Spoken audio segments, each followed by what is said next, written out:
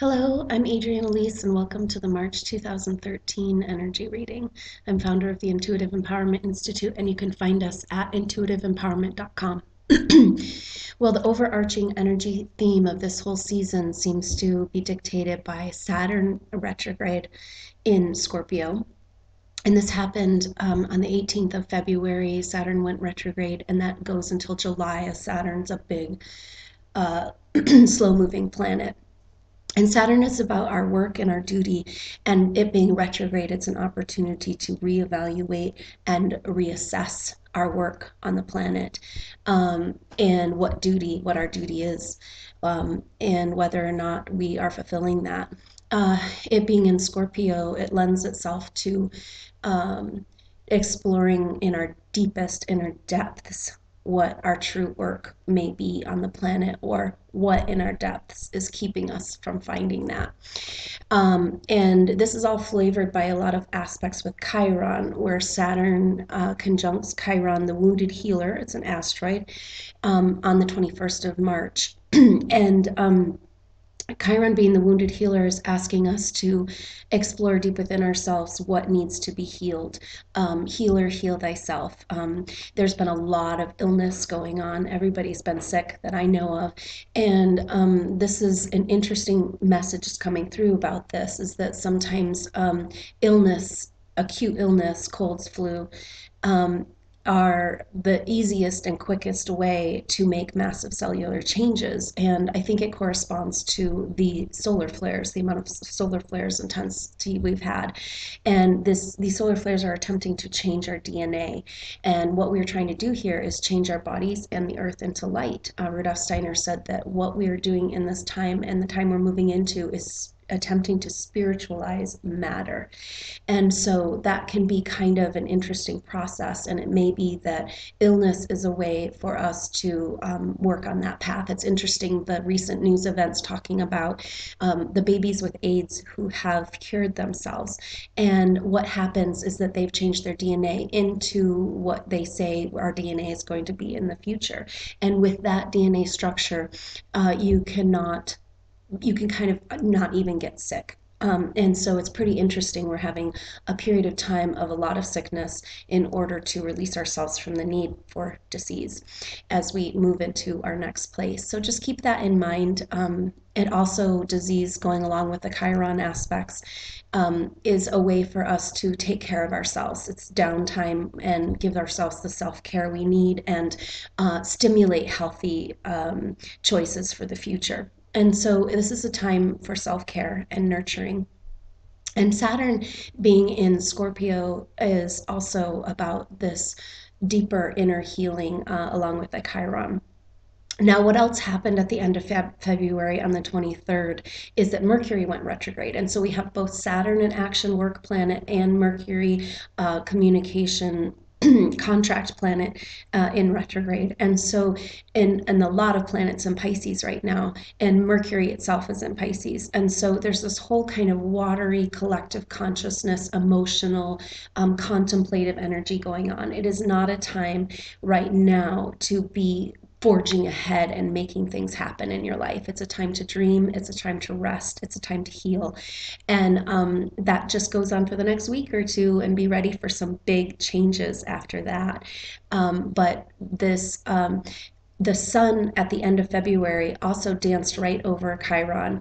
And all of these, what's going on is that there's the sun right now, and Mercury, and Mars, and Venus, all of our personal planets, as well as Neptune, the ruler of Pisces, in Pisces. And so there is just a ton of this Pisces energy. It's almost like the universe is like, we're going to give you a whole bunch of this energy to get used to, and then we're going to switch into a whole new mode at the end of the month. So be ready for that. But as these planets are all shifting into the next sign of Aries, all these personal planets, getting ready for this springtime energy, this moving forward, this fighting for your own identity energy, of Aries. It's they're dancing over Chiron as they go through this transition. And so Chiron is very prominently featured in all of these aspects. And so first that happens is that on the 11th of March is the new moon, and shortly after that, Mars moves into Aries, and Mars is the ruler of Aries, and so it's at home, and it's a little precursor energy-wise of the energy we're moving into. It's kind of like, here we go. Right after that, the moon goes from being in the new moon sign of Pisces into Aries as well, and so it's fresh start energy. It's moving forward. And then on the 17th, Mercury goes direct, and a lot of times when Mercury is retrograde, the part you actually feel is when it's changing, when it's stopping its motion or apparently going backwards, and then when it starts going forwards again. And so around these 3 days, around March 17th, there may be some glitchy kind of energy, things stop and start as we go from this watery Pisces into this kind of high-powered Aries forward motion, get it done type of thing, as our Mercury, one of our action planets, goes direct. And Mercury rules communication and contracts. And so that's where you're in technology, that's where you're going to see those kinds of energies come through. So just kind of be ready for that. And also Venus moves into Aries. And so all of our personal planets eventually are making their way. As Mercury goes direct, it heads into Aries as well. And as they move into Aries, they're dancing over Chiron and getting ready for an amazingly explosive conjunction of planets with Uranus, the awakener. And Uranus is kind of apt. It's an awakening time as far as coming into spring, coming out of all this Pisces sleepiness, out of this Mercury retrograde, and basically just catapulting us into the changes that need to happen. Now, what kind of changes are we looking at with this overarching Saturn retrograde theme? It's whatever is in the way or the healing that needs to happen for us to get more aligned with our true soul purpose, our true work here on the planet. Why are we here? Why did we decide to show up at this time? And the whole universe is just urging us and pushing us in this direction.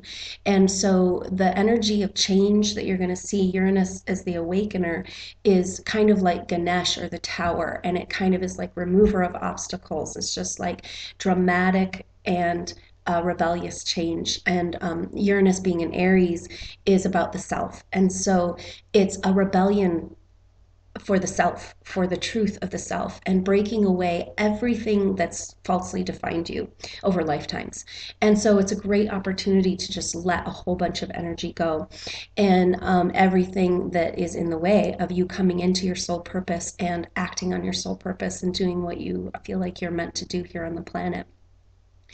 And so use this time wisely. We have another week of this Pisces energy before we move into the new moon, and also Mars going into Aries, precursors into the big jump, the catapult, the slingshot forward with the spring equinox and Mercury going direct. And on the 21st, Saturn trines Chiron. And so we have kind of an energy coming together around this opportunity to heal, the wounded healer, what needs to be healed for you to go do your healing work. And there's a lot of energy around what has caused you the most pain in this life and over lifetimes, and what does that mean about your work here? What does that have to do? Is it just that you were supposed to go through pain, or is there something that you can share with other people to help them on their journey? And so it's really an opportunity to get into to reveal and to heal what needs to happen in order to get in alignment with your true soul purpose. So dream, rest, take care of yourself, self-care over this next week as we continue in all of this Pisces watery energy. Tend to your emotions, and be ready for this big jump forward and the big changes you're going to see. If you have any turmoil in your life, just please remember that that is because you are being nudged and guided and pushed and maybe over the edge into why you're here. And that, I believe, is that the more people that are really actualizing the reason they're here and living their true soul purpose and their passion and their real work, that is the healing for the planet and the savior.